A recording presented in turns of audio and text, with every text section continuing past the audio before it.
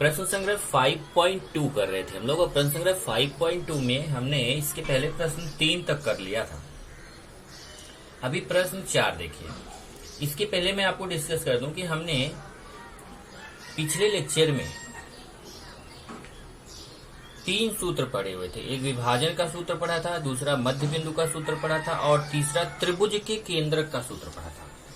अगर आप देखो तो त्रिभुज के केंद्रक, वहां त्रिभुज आ रहा है, त्रिभुज और केंद्रक, तो इजिली पहचान में आ जाएगा कि कब त्रिभुज का केंद्रक का सूत्र लगाना है। और अगर आप मध्य बिंदु का देखें तो वहां पे आपको पता चलेगा कि अगर किसी रेखाखंड का ठीक मध्य बिंदु, ठीक बीच का बिंदु दिया है तो मध्य बिंदु का सूत्र आपको वहां पे लगाना रहेगा। लेकिन विभाजन का सूत्र कब लगता है? जब आपको वहां पर रेखाखंड में जो बिंदु बीच में कहीं है, कहीं पे भी एग्जैक्ट बीच में नहीं है, कहीं पे भी उस रेखाखंड पर है और वो रेखाखंड को किसी अनुपात में विभाजित करता है, तो वहां पे विभाजन का सूत्र लगता है। तो चौथा प्रश्न देखते हैं कौन सा सूत्र लगेगा। प्रश्न 4 है, रेखाखंड AB या वृत्त का व्यास है। अब व्यास क्या होता है? देखिए, ये वृत्त है और वृत्त में एक केंद्र है। देखो यहां लिखा है जिसका केंद्र बिंदु P है, मतलब AB व्यास है और केंद्र क्या है P, तो केंद्र देखो P हो गया और AB व्यास हो गया। तो व्यास क्या होता है आपको मालूम है कि वृत्त में ऐसी जीवा जो केंद्र से होके जाती है उसको व्यास बोलते हैं। तो AB व्यास हो गया, देखो केंद्र P से होके जा रहा है। A का निर्देशांक 2-3 है। देखो बिंदु A जो है इसका निर्देशांक दिया है 2-3, और जो केंद्र बिंदु P है उसका भी निर्देशांक दिया है -20, और हमें बोला है कि बताओ बिंदु B का निर्देशांक कितना होगा। हमें बिंदु B का निर्देशांक निकालना है। तो हम क्या करेंगे, यहाँ पे मान लेते हैं कि माना ये देखिए A का निर्देशांक दिया है 2-3, अभी मैं हल पे आ गया। A का निर्देशांक दिया है 2-3, P का दिया है -20 और B का निकालना, तो मान लेते हैं कि B का निर्देशांक AB है। अब तुरंत आपके माइंड में क्वेश्चन आएगा कि AB ही अक्षर मान सकते हैं? नहीं, आप कोई दूसरा अक्षर भी मान सकते हो, आपके ऊपर है। जैसे यहाँ पे हमने मान लिया कि B का निर्देशांक क्या है? AB। अब आप जानते हो कि जो किनारे किनारे वाले बिंदु रहते हैं उसमें एक बिंदु को मानते हैं x1 y1, जैसे A को मान लिया x1 y1, और दूसरे किनारे जो बिंदु रहता है उसको मानते हैं x2 y2, और जो मध्य बिंदु है, जो बीच का बिंदु है, उसको मानेंगे xy। ये हमेशा ध्यान रखो, विभाजन के लिए भी यही नियम है और मध्य बिंदु के लिए भी यही नियम है कि जो किनारे किनारे वाले बिंदु हैं उसमें से एक किनारे वाले बिंदु को x1 y1 मानना है, दूसरे किनारे वाले बिंदु को x2 y2 मानना है, और जो मध्य बिंदु है, जो बीच में बिंदु है, उसको xy मानना है। और क्योंकि यहाँ पे मध्य बिंदु कैसे पता चलेगा, यहाँ तो प्रश्न में कहीं मध्य बिंदु दिया नहीं है, तो मध्य बिंदु कैसे पता चलेगा कि देखिए AB व्यास है और P केंद्र है। तो आप जानते हैं वृत्त के केंद्र से जितना दूर A रहेगा उतना ही दूर B रहेगा, क्योंकि त्रिज्या हमेशा वृत्त की समान होती है, मतलब PA = PB। जब PA जितनी लंबाई PA की है उतना ही PB की है, तो P अपने आप क्या हो गया, ठीक बीच में हो गया कि नहीं, तो ये मध्य बिंदु हो गया। तो यहाँ कहीं मध्य बिंदु लिखा नहीं है, फिर भी हमें समझ में आ गया। यहाँ पे देखो लिखा हुआ है AB व्यास है और बिंदु P है वृत्त का केंद्र है। वृत्त का केंद्र या व्यास का मध्य बिंदु होता है। वृत्त का केंद्र कभी भी जो व्यास का क्या होता है, मध्य बिंदु होता है, इसलिए हम यहाँ पे मध्य बिंदु का सूत्र लगा सकते हैं। अब मध्य बिंदु का सूत्र है क्या? पहला सूत्र है x = x1 + x2/2, और दूसरा सूत्र है y = y1 + y2/2। ये मध्य बिंदु का सूत्र आपको पिछले लेक्चर में सिखाया गया था, याद करिए इस बार। x = x1 + x2/2, y = y1 + y2/2। अब मान रखेंगे, मान रखते समय अलर्ट रहो, आप ज्यादातर मान रखने में गलती कर जाते हो। यहाँ से देखिए, सबसे पहले हमारा देखो यहाँ x का मान है, x का मान यहाँ से देखो कितना है, x का मान यहाँ पे -2 है। ध्यान से देखो x का मान कितना है, -2, तो मैं x की जगह पे लिखूंगा -2। फिर x1 है, x1 का मान देखिए यहाँ से तो 2 है, x1 की जगह 2। फिर x2 है, x2 का मान यहाँ से देखेंगे तो a है, x2 का मान a/2। चेक कर लीजिए, x का मान -2 है तो x की जगह -2, फिर इक्वल टू x1 का मान 2 है तो x1 की जगह 2 रख दिया, प्लस x2 का मान a है तो x2 की जगह a रख दिया, अपॉन 2। अब इसको हल कर लेते हैं। यहां से देखिए 2 का भाग है, इस तरफ आएगा तो 2 का गुणा हो जाएगा। यहाँ 2 का भाग है, बराबर के इस तरफ आएगा तो 2 का क्या हो जाएगा, गुणा हो जाएगा -2 के साथ। यहाँ बचेगा 2 + 1, ये गुणा करेंगे तो ऋण 4 आएगा, ये 2 + 1, और ये +2 बराबर किधर लेके चले आओ, तो ये +2 है, बराबर किधर आके -2 हो जाएगा। चेक करिए, +2 इधर आके -2, और आप जानते हो माइनस माइनस जोड़ा जाता है, बड़ी संख्या का चिन्ह, तो 4 2 6, बड़ी संख्या के सामने माइनस है, तो a इक्वल टू -6। जैसे हमें a का मान मिला वैसे ही हमें y वाले सूत्र से b का मान निकाल सकते हैं। चलिए मान रखते हैं पहले y का मान देखिए, तो यहाँ से y का मान देखो कितना है, 0। ध्यान से देखो y का मान कितना है, 0, तो y की जगह 0, फिर y1 का मान -3, प्लस y2 का मान b बटे 2। अब 2 का इधर आके गुणा हो जाएगा, 0 गुणे 2, इधर -3 + b, और 0 में 2 का गुणा होगा तो 0 आएगा, -3 + b, और यहां से -3 इधर आएगा तो +3 हो जाएगा, सॉरी -3 इधर आके +3 हो जाएगा, यहाँ b बचेगा, और b का मान आ गया 3। a का मान आ गया -6, b का मान आ गया 3। आप चाहे तो इसको b को पहले लिख दो, a को बाद में लिख दो तो बेटर रहेगा। b इक्वल टू 3, a और b का मान मिल गया, तो इस तरीके से हमें बिंदु b का निर्देशांक मिल गया। देखो a b माना था हमने, a और b का मान रख दो तो बिंदु b का निर्देशांक हो जाएगा। इसलिए बिंदु b का निर्देशांक बराबर AB, और a का मान -6, b का मान 3। इस तरीके से उत्तर में भी आपको यही लिखना है कि बिंदु b का निर्देशांक -6 3 है। प्रश्न 5 जरा देखिए, बिंदु A 8 9 तथा B 1 2 को जोड़ने वाले रेखाखंड AB। अब देखिए एक बिंदु A है जिसका निर्देशांक 8 9 है, दूसरा बिंदु B है जिसका निर्देशांक 1 2 है, इसको जोड़ने वाला रेखाखंड है AB को बिंदु P का भी निर्देशांक दिया है K, 7 किस अनुपात में विभाजित करता है। मतलब हमें पता करना है कि बिंदु P जो है वो AB को किस अनुपात में विभाजित करता है। तो ऐसा क्वेश्चन आप कर चुके हो कि हम मानते हैं कि माना बिंदु P AB को M/N के अनुपात में विभाजित करता है। तो एक तो हमें M और N का मान निकालना, अनुपात निकालना है। अगर आप नोटबुक लेके बैठे हो तो मैं बोलूंगा आप नोटबुक ओपन कर लोगे तो आपको समझ में आएगा वहां पे कि तीसरा क्वेश्चन जो आपने किया था वो 5वें के जैसा है। 5वां क्वेश्चन तीसरे के जैसा आप कर सकते हो। कैसे? माना बिंदु P जो है वह AB को M/N के अनुपात में विभाजित करता है, तो हमें पहले अनुपात निकालना है, तब एक K का मान निकालना है। तो आपको मालूम है, पहले देखिए यहाँ पे वही मैंने किया, A दिया है, B दिया है, P दिया है। माना बिंदु P या रेखाखंड AB को M/N के अनुपात में विभाजित करता है। तो आप जानते हो जो किनारे किनारे वाले बिंदु रहते हैं उसमें एक किनारे वाले बिंदु को x1 y1 मानते हैं, दूसरे किनारे वाले बिंदु को x2 y2 मानते हैं, और जो ये विभाजन वाला बिंदु है उसको xy मानते हैं। ओके, अब यहाँ पे देखो लिखा है अनुपात में विभाजित करता है, तो आप समझ जाइए यहाँ पे कौन सा सूत्र लगने वाला है, विभाजन का सूत्र। इसलिए विभाजन के सूत्र से। अब ये इस क्वेश्चन में बहुत बड़ी प्रॉब्लम जो आपको ध्यान रखना है। इसके पहले जब मैंने तीसरा क्वेश्चन बताया था, अगर आपको याद हो, तो मैंने बोला था कि आप जब आपको अनुपात निकालना हो, M और N का अनुपात निकालना हो, तो आप X या Y में से कोई भी एक सूत्र का यूज करके अनुपात निकाल सकते हैं। ध्यान रखिए, जब अनुपात निकालना हो तो X और Y में से कोई भी एक सूत्र का यूज करके अनुपात निकाल सकते हैं। ये मैंने आपको बोला हुआ था। यहाँ अगर आप देखें तो यहाँ थोड़ा सा प्रॉब्लम है।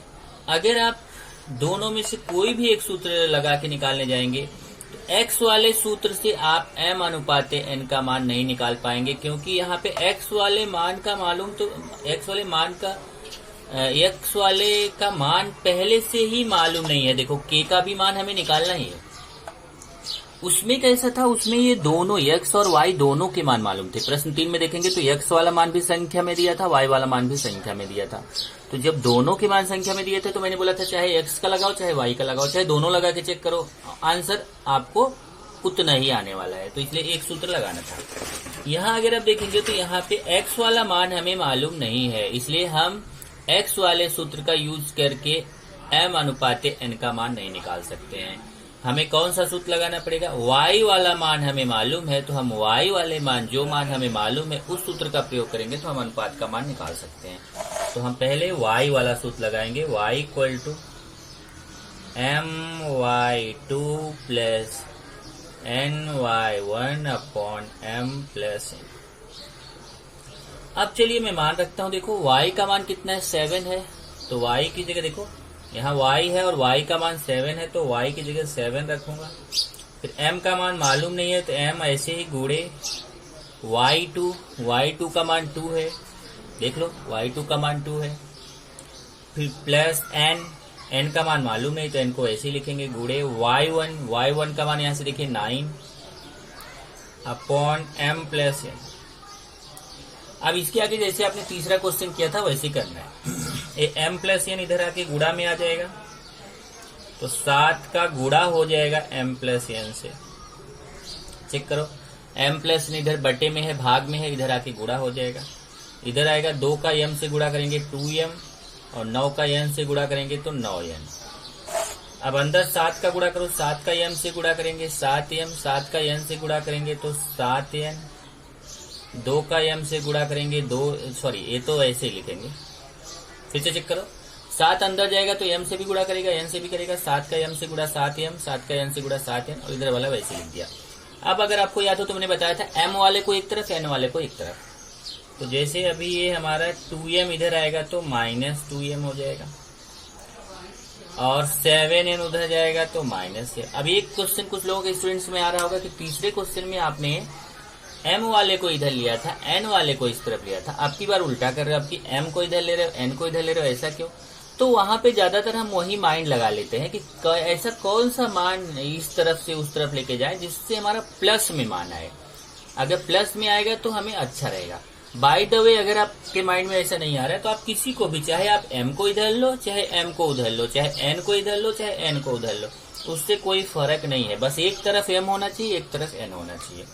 अब 7m में 2m जाएगा, घटा दो 5m, 9n में 7n जाएगा, घटा दो 2n। अब यहाँ देखना, n यहाँ गुणे में इधर बटे में आ जाएगा और 5 यहाँ गुणे में उधर बटे में चला जाएगा। तो चेक करो, इधर m इधर भाग में आ जाएगा बटे में और उधर 2 है, 5 उधर बटे में चला जाएगा। n का गुणा इस तरफ आके बटे में, 5 का गुणा इस तरफ आके बटे में, n का गुणा इधर आके भाग, 5 का गुणा इधर आके भाग। इस तरीके से हमें m अनुपाते n का मान मिल गया। कितना? 2 अनुपाते 5। मतलब m अनुपाते n बराबर 2 अनुपाते 5। तब हम आएंगे, अब निकालेंगे k का मान। तो जब हमने पहले कौन सा मान निकाला, पहले कौन सा लगाया था, y वाला सूत्र लगाया, y वाला सूत्र लगा के हमने अनुपात निकाल लिया। अब हम आसानी से x वाला सूत्र लगा करके k का मान निकाल सकते हैं। तो यहाँ पे आप लिखेंगे पुनः दूसरा सूत्र क्या है, x equal to mx2 plus nx1 upon m plus n। अब हमें k का मान निकालना है, m और n का मान मिल चुका है। चलिए x का मान पहले रखते हैं, x का मान यहाँ से देखो k, फिर m और n का मान रखेंगे। यहाँ से देख लो, m की जगह पे 2 रखना है, n की जगह पे 5। ध्यान से देखो, m की जगह पे 2, n की जगह पे 5। m की जगह पे 2 गुणे x2 की जगह पे देखो 1 है, प्लस n की जगह पे 5, देख लो फिर से, n की जगह पे 5 गुणे x1 8 बटे m प्लस n, m की जगह पे 2, n की जगह पे 5। चेक कर लो, m की जगह पे 2, n की जगह पे 5। अब एक k इक्वल टू 2 1 के 2 गुणा करेंगे, 2 में 1 का, इधर 5 में 8 का, 5 8 40, 5 में 2 जोड़ेंगे तो 7, 40 में 2 जोड़ेंगे तो 42 बटे 7। अब 7 का पहाड़ा पढ़ेंगे, 42 को काट देंगे, 7 छंग 42, k इक्वल टू 6 आ जाएगा। तो इस तरीके से हमें अनुपात भी मिल गया और हमें k का मान भी मिल गया। तो उत्तर हम यहाँ पे लिख देंगे, उत्तर में लिखेंगे बिंदु P यह रेखाखंड AB को कौन से अनुपात में विभाजित करता है? देखो 2:5, 2:5 के अनुपात में विभाजित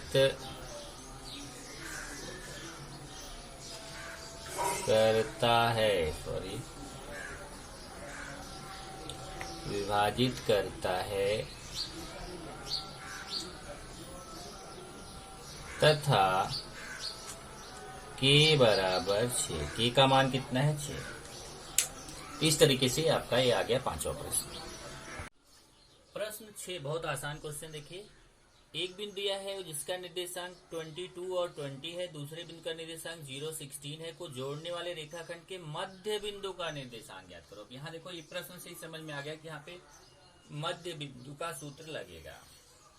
तो हमने क्या किया, इसको एक नाम दे दिया। मान लो ये जो 22 और 20 निर्देशांक वाला है उसको मान लो हमने ए नाम दे दिया। आप कोई दूसरा अक्षर भी ले सकते हो। और जो 0 16 निर्देशांक है उसको हमने बिंदु बी मान लिया। तो इसको बिंदु ए मान लिया, इसको बी। तो ए और बी ये किनारे किनारे के बिंदु है और हमें इसका मध्य बिंदु निकालना है। तो मान लिया कि माना बिंदु पी जो है जिसका निर्देशांक एक्स वाई है वो ए बी का मध्य बिंदु है।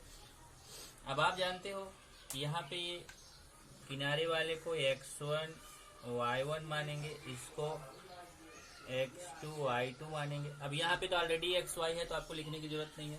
अगर आप ए बी माने होते इसमें तो यहाँ हम xy लिख देते। ओके, तो हमने तो डायरेक्ट xy माने तो हमें फिर से xy लिखने की जरूरत नहीं है। एक किनारे x1 y1 होता है, एक किनारे x2 y2 होता है, बीच में xy, तो ऑलरेडी xy है। तो मध्य बिंदु का सूत्र लगाएंगे। मध्य बिंदु का सूत्र क्या होगा?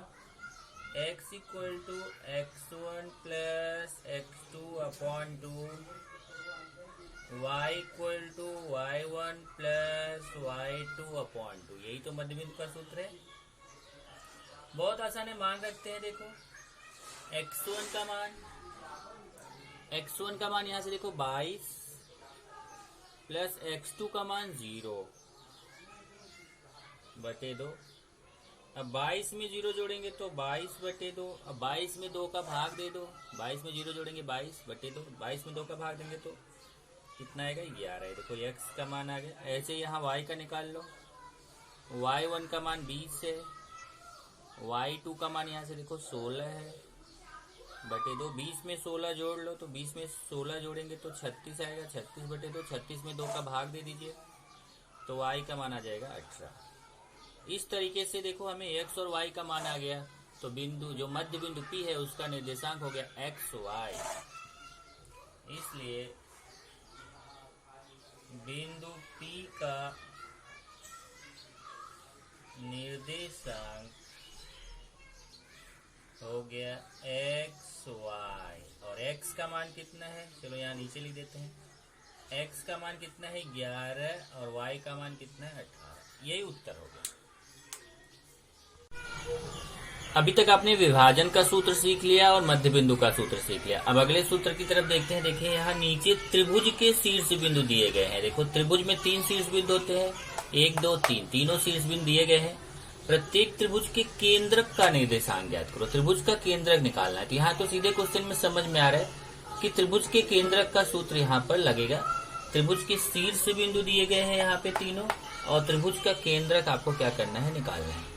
तो यहाँ पे अगर आप देखेंगे तो यहाँ कुछ नाम नहीं दिया है तो हमने इसको नाम दे दिया। पहले वाले शीर्ष बिंदु को ए नाम दे दिया, दूसरे वाले को बी, तीसरे वाले को सी। आप चाहे तो दूसरा अक्षर यूज कर सकते हैं। तो यहाँ देखो हमने त्रिभुज बनाया भी है। इस त्रिभुज ए, बिंदु ए का निर्देशांक है -7 6, दूसरा शीर्ष बिंदु बी है उसका निर्देशांक 2 -2 है, तीसरा शीर्ष बिंदु सी है उसका निर्देशांक 8 5 है। अब इसका जो केंद्रक है, केंद्रक जी का निर्देशांक निकालना है। अब केंद्रक जी होता क्या है, मैंने आपको बताया था कि त्रिभुज की माध्यिकाएं खींची जाती हैं। माध्यिकाएं जाके जिस बिंदु पे काटती हैं उसे बोलते हैं त्रिभुज का केंद्रक। ये देखिए, अगर कोई आपसे बोलता है त्रिभुज का केंद्रक क्या होता है, तो आपको बोलना है कि त्रिभुज की माध्यिकाएं एक ही बिंदु पर जाकर प्रतिच्छेदित करती हैं। देखिए, ए बी माध्यिका, ए बी माध्यिका, ए बी माध्यिका, तीनों माध्यिकाएं एक ही बिंदु पे जाके प्रतिच्छेदित करती हैं, जिस बिंदु को त्रिभुज का केंद्रक कहते हैं।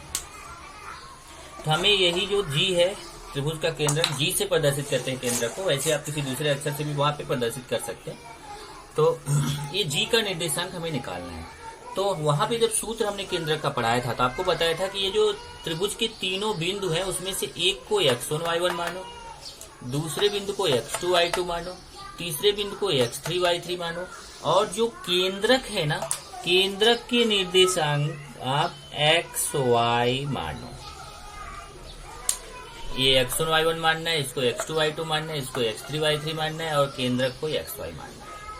ओके, अब आप केंद्रक का सूत्र यहाँ पे लगाएंगे। केंद्रक का सूत्र आपके पास ऑलरेडी लिखा हुआ है, चेक कर सकते हैं आप। x = x1 + x2 + x3/3, और दूसरा है y = y1 + y2 + y3/3।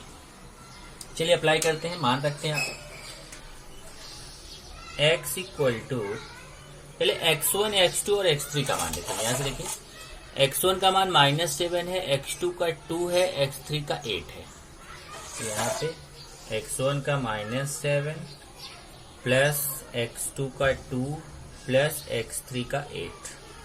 Check कर लो, यहाँ से x1 का मान -7, x2 का मान 2, x3 का मान 8, ये रख दिया /3। अब यहाँ से देखिए, ये -7, ये 2 और 8 जोड़ेंगे तो 10 हो जाएगा, 3। ये माइनस प्लस घटता बड़ी संख्या के चिन्ह, 10 में से 7 गया 3, 3/3, 3 से 3 कटेगा तो x का मान आ जाएगा 1। ऐसे ही चलो y का निकालते हैं। यहाँ से हो जाएगा y = y1, y2, y3। चलिए चेक करते हैं। y1 का मान 6 है, y2 का -2 है, y3 का 5 है। तो चलिए यहाँ पे रखते हैं y1 का 6, फिर बीच में प्लस y2 का देखो -2, फिर प्लस y3 का 5/3। ये हो जाएगा 6 प्लस माइनस का गुणा -2 + 5/3। 6 में से 2 जाएगा तो 4 + 5/3।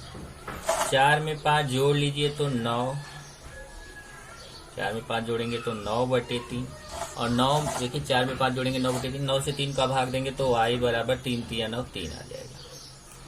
इस तरीके से त्रिभुज के केंद्रक का निर्देशांक आपको आ गया। इसलिए त्रिभुज के केंद्रक का निर्देशांक क्या माना था हमने? केंद्रक का निर्देशांक देखो xy माना था, ये हो गया xy। अब मान रख दीजिए, x का मान कितना है 1, y का मान कितना है 3। ये उत्तर हो गया। अब ध्यान रखना कि सेम ऐसा ही क्वेश्चन जैसे 7वें प्रश्न में मैंने 7वें का पहला किया है, देखो 7वें का पहला, ऐसे ही 7वें का दूसरा है, ऐसे ही 7वें का तीसरा है। तो 7वें में 3 क्वेश्चन, जिसमें मैंने 1 बताया, बाकी 2 आपको खुद से करना है। प्रश्न 8 देखते हैं। त्रिभुज एबीसी में बिंदु जी केंद्रक है। देखिए त्रिभुज एबीसी है जिसमें जी बिंदु जो है इस त्रिभुज का केंद्रक है। बिंदु ए बी तथा जी के निर्देशांक दिए गए हैं। ए का निर्देशांक दिया है -14 19, तो यहाँ मैंने लिख दिया, देखो ए का निर्देशांक -14 19। बी का निर्देशांक दिया है 3 5, और जी का निर्देशांक दिया है -4 -7। जी का निर्देशांक दिया है -4 -7 और सी का निर्देशांक निकालना। तो ए का दिया है, बी का दिया है, जी का दिया है, सी का निकालना है। तो हमने यहाँ पे मान लिया कि माना बिंदु सी का निर्देशांक देखो हमने ए बी मान लिया है। माना बिंदु सी का निर्देशांक क्या है? A B. अब यही ए और बी का मान हमें चाहिए। यहाँ पे समझ में आ रहा है कि केंद्रक का सूत्र लगेगा।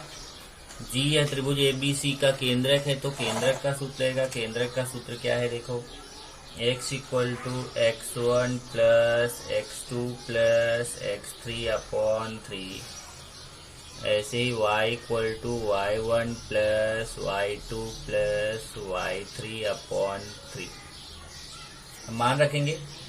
चलिए मान रखते हैं। यहाँ पे देखो आपको बताया था कि जो त्रिभुज रहता है इसमें एक शीर्ष बिंदु को हम x1 y1 मानते हैं, दूसरे को हम x2 y2 मानते हैं, तीसरे को x3 y3 मानते हैं और जो g रहता है उसको हम क्या मानते हैं? xy। एक बिंदु को हम x1 y1 मानते हैं, दूसरे को x2 y2 मानते हैं, तीसरे को x3 y3 और जो केंद्रक रहता है उसको क्या मानते हैं? xy।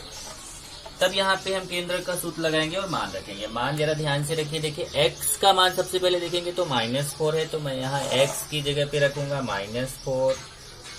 फिर x1 का मान देखिए तो यहाँ से x1 का मान देखेंगे तो कितना है? देखिए -14। तो x1 की जगह रखेंगे -14 प्लस x2 का मान देखो 3 है, प्लस x3 का मान a हमने माना हुआ है /3। अब इसका मान निकालेंगे। ये 3 इधर आके गुणा हो जाएगा, -4 का 3 से गुणा। ध्यान से देखो ये 3 का भाग है, उस तरफ जाके गुणा हो जाएगा। तो -4 का 3 से गुणा, यहाँ आएगा -14 + 3 + 1। ये 14 है। अब ये गुणा कर दो, 4 × 3 = 12 और ये माइनस प्लस घटता है बड़ी संख्या का चिन्ह। 14 में से 3 गया 11, बड़ी संख्या के सामने माइनस। अब -11 इस तरफ लेके चले आओ तो +11 हो जाएगा। -11 इधर आके +11 और माइनस प्लस घटता है बड़ी संख्या का चिन्ह। 12 में से 11 गया 1, बड़ी संख्या के सामने माइनस, तो a का मान -1 आ जाएगा। इसी तरीके से हम यहाँ पे b का मान निकाल सकते हैं। चलिए मान रखते हैं पहले y का मान। तो y का मान कितना है? -7। तो y की जगह -7 रखिए। ध्यान से देखो y का -7 है तो y की जगह -7 इक्वल टू फिर y1 का मान देखो यहाँ कितना है? -19। तो y1 की जगह -19। फिर y2 का मान देखो 5 है, प्लस y3 का मान b माना हुआ है हमने। अब वैसे इसको भी सॉल्व करो। 3 का यहाँ पे भाग है, इस तरफ आके गुणा हो जाएगा, उधर -19 ऊपर वाला बचेगा पूरा। अभी गुणा कर लो, 7 × 3 = 21 और माइनस प्लस घटता है बड़ी संख्या का चिन्ह। 19 में से 5 गया तो 14 बड़ी संख्या के सामने माइनस। ये माइनस इस तरफ आएगा बराबर के तो प्लस हो जाएगा, +14 और माइनस प्लस घटता है बड़ी संख्या का चिन्ह। 21 में से 14 गया 7, बड़ी संख्या के सामने माइनस। इस तरीके से हमें a का मान आ गया, b का मान आ गया। तो हमें यही a और b का मान चाहिए था। बिंदु C का निर्देशांक a b मान है, a और b का मान रख दीजिए तो हमें बिंदु C का निर्देशांक मिल जाएगा। तो आप लिखेंगे इसलिए बिंदु C का निर्देशांक, तो क्या माना था हमने? a, b। अब मान रख दीजिए, a का मान -1, b का -7। यही हमारा उत्तर हो जाएगा, -1 -7। अब ध्यान रखिए 9वां क्वेश्चन भी इसी तरीके, जैसे 8वां है सेम टाइप से आपको 9वां क्वेश्चन है। 9वें में भी ये तीनों मान दिए गए हैं, तो एक को x1 y1 मानना है, इसको x2 y2, इसको x3 y3 और जो g है उसको xy मानना। फिर वहां पे h और p का मान आपको निकालना है।